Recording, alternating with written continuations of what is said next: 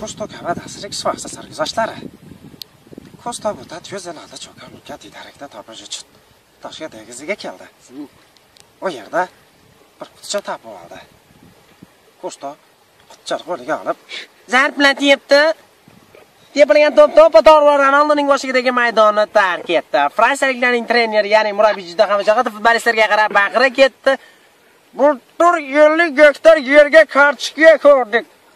Ey! Qurt yeb ketdi. Mana bu 100 gektar yerga kartoshka ektigan qurtlar bir bo'kilsin. Skruch magidagi vo, друзья.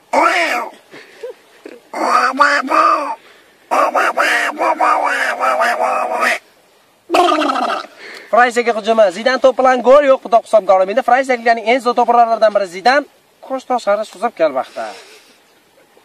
Ko'shtoqning ashaddiy dushmani Burg'acha akulalar. Burg'acha akulalar ham ashaddiy dushmani va Ko'shtoq bo'lsa kerak. Birinchi duch kelgan Burg'acha akula Ko'shtoq oyog'ini g'ajiyapti. Ko'shtoq hayratda. Ikkinchi duch kelgan Burg'acha akula Ko'shtoqning ikkinchi oyog'ini g'ajiyapti. Ko'shtoq hayratda. Yana bir Burg'acha akula Ko'shtoqning oyog'ini yeb qo'ydi. Ko'shtoq yeb qo'ydi. Ko'shtoq yerda yo'q. Ko'shtoqning chala qolgan kallasini yon sherlarga oshirib berdi. Yon sherlar esa Zidanga Zaynatdan, Zidan esa to'pni g'ajiyapti. Ko'shtoq akvalachilar oldiga chaqirdi. Ko'shtoq akvalachilarni oldiga borishni dedi. Ko'shtoq oldiga borib keladi endi.